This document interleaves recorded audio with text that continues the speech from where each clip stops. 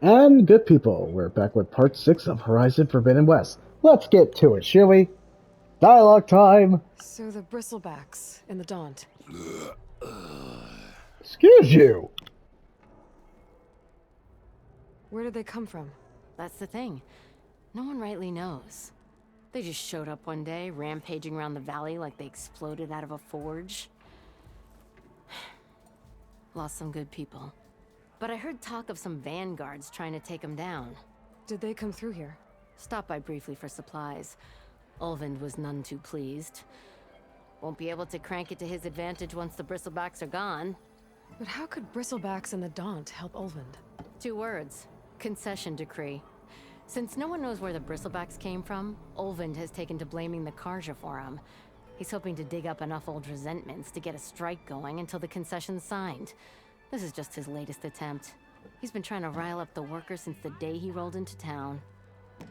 And people actually believe him? Lots of folks suffered at the hands of the Mad King during the Red Raids. Give him half a reason, they'll blame the Karja for anything. Damn Karja slavers.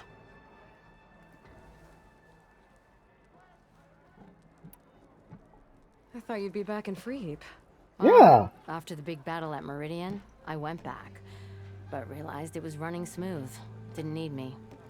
Heard about the rebuilding out at Barren Light. Figured they could use another hammer. Been scraping by ever since. You could always leave. And go back east? Nah. I ain't one to leave a lit forge. Besides, someone's gotta be a squeaky wheel for the workers around here.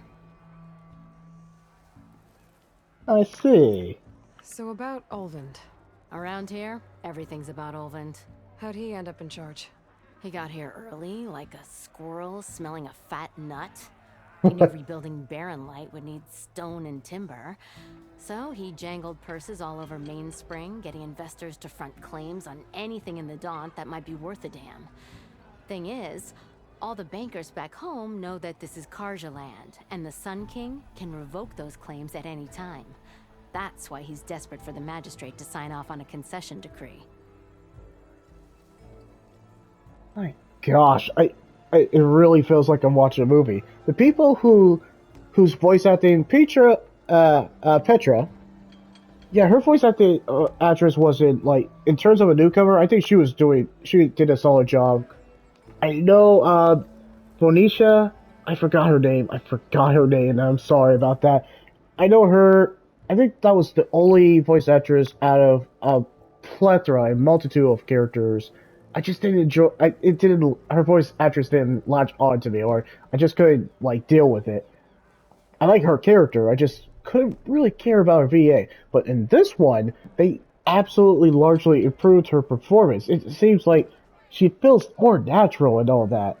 In this one, Petra, yeah, you could say she was rigid, but not like too rigid. She was a standout in the previous game, but in this one, everyone just feels like any characters you saw in Zero Dawn. Every character you who returns from Zero Dawn, they just feel natural. It just feels like they actually have the budget, and the actors and actresses are all loosey goosey, but their performances are more believable, authentic, and just freaking fantastic overall. Yeah, it's definitely been improvement. The motion cap absolutely just adds to it. This concession decree, what is it exactly? And how would it help Ulvund? It's pig diddle, that's what. A writ that would put all Osram claims in the Daunt under Osram law, even though they're on Karja land. It would mean that any existing ore, stone, and timber claims couldn't be revoked by the Karja. No more risk, no more hesitation for investors back in the claim to pour in the shards and expand their business. And since Ulvund has a stake in all those claims, it would make him richer than a scrapper in a junk heap. Not to mention Chainscrape would become an Osram municipality, so he could buy enough votes to call himself an Elderman. He's a sly old badger, I'll give him that. Figures if he keeps up the pressure, eventually the magistrate will sign. Another thing to mention too, yeah, just take a screenshot of what Petra looked like from Horizon Zero Dawn to compare to now, and gosh, this is like just light years ahead. Like, she looks just, it looks like a movie more than how she looked in the original. It wasn't disappointing, just, yeah, they definitely had the budget. Well, I have to be going. Thanks for the drink, Petra. I'm glad I stopped by. Anytime, Flamehair. Flame hair. That just seems like a flirting. Now that I remember, did Petra flirt with Aloy back then? Yeah, she totally did. What do I think about it? Sparks fly out there? I mean, that's kind of the whole point of the machines. I'll, see you around, Petra. Until next time. Seriously, did Petra flirt with Aloy back then? When I really think about it, possibly. Come to revel in some strike, sister? Let me set the board. I was just passing by. First timer, huh? Don't worry about it. I'll go easy on you. You got any pieces? No. Well, aren't you in luck then? I got an extra set, a Tanakh original, straight out of the Forbidden West. Roll credits? Sit. I'll run you through it in a hot spark. I'll give you something special if you win it on my boards, too. I'm kind of invested. Machine Strike, huh? Alright, let's see what the heck this is about. Wait, is this like Gwent? Is this like Horizon's Gwent? I'm invested.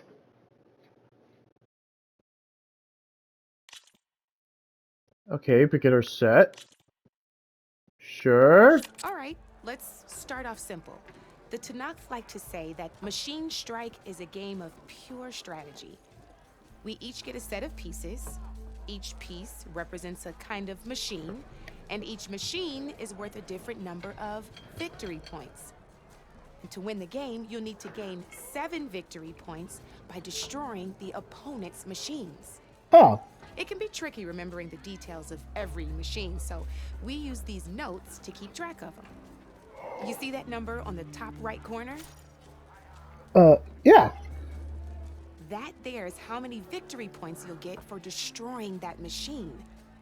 Notes also tell you how far a piece can move, Oh. how powerful their attacks are, Okay.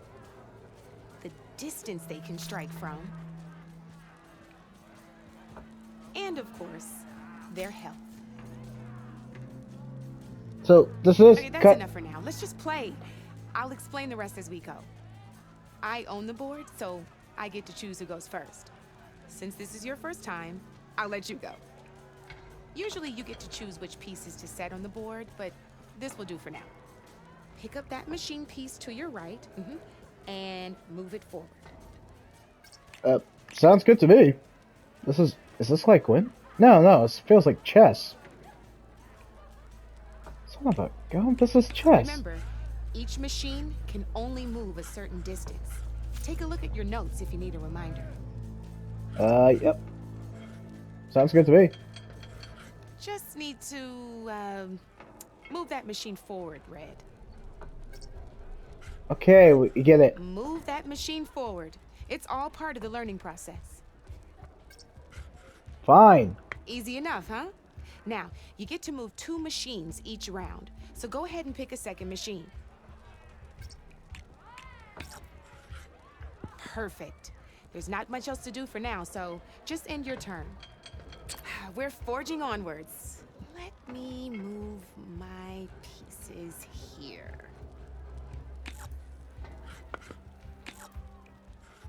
And we're back to you.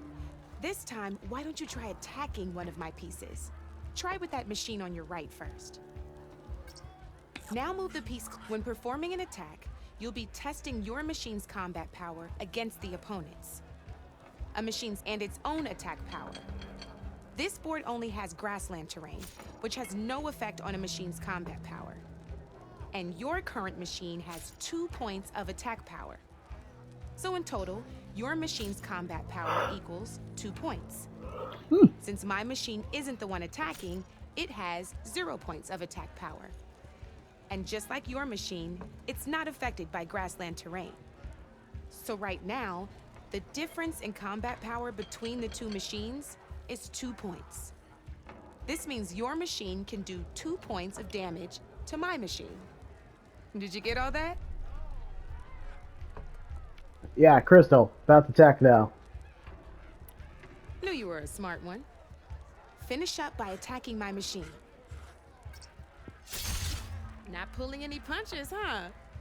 Now grab that second machine of yours. See how your machine can't move close enough to attack mine? You can make your machine sprint. That lets it move one space further. Try. Yeah, sure. Downside to sprinting is that your machine can no longer attack.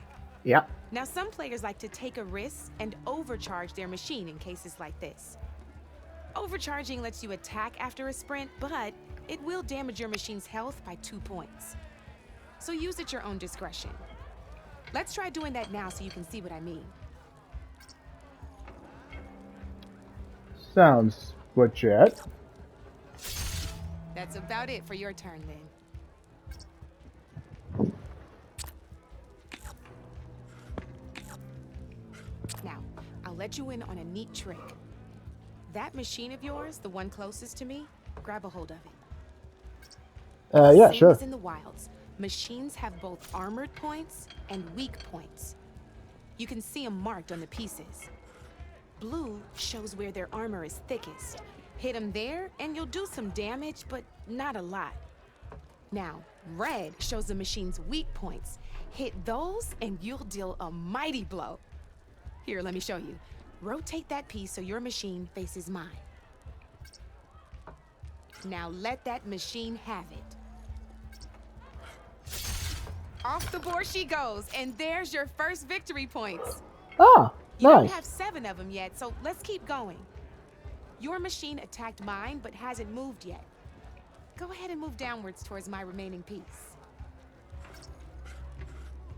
You've already attacked a machine and moved your piece.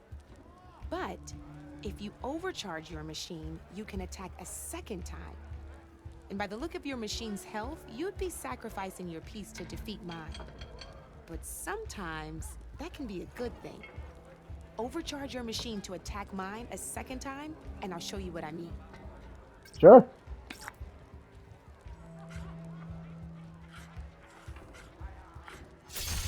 Ain't that a thrill? Now, because your machine was knocked out at the same time as mine, we both get the victory points our machines are worth.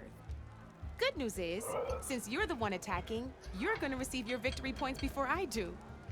Which means you can reach the coveted 7 victory points first. That's why sometimes losing a piece can be the best way to end a game in your favor. Now, you'll notice you didn't get quite up to 7 victory points this time, but you did destroy all my pieces. That means you're the winner! Oh, cool. Wasn't so hard, was it? Just remember to always check for the best terrain to attack from. You'd be surprised the advantage you can gain over an opponent like that. I know it saved my behind in a game or two. I'll try and remember that. Oh, before I forget, these are all my spare pieces. I want the Savior of Meridian to have them. It's a small set to be sure, but it should be enough to get you in on any strike games you find out there. You might even fancy looking out for them strike carvers. They've got all kinds of unique pieces that can turn a game in your favor, though they'll need the right materials to craft you one. Or you might find them in the wilds if you're lucky. I know I've lost my fair share of pieces after a night of machine hunting or brew hopping. No need to thank me. Always a pleasure to help out new strike players. Now, if you feel like playing a real game, I've got plenty of other boards. I could even teach you a few more tricks if you're up for it. Thanks. I'll think about it. Tutorial. Oh, okay. Well, that was interesting. Come back anytime, Red. Yeah, sure. Well, that was neat.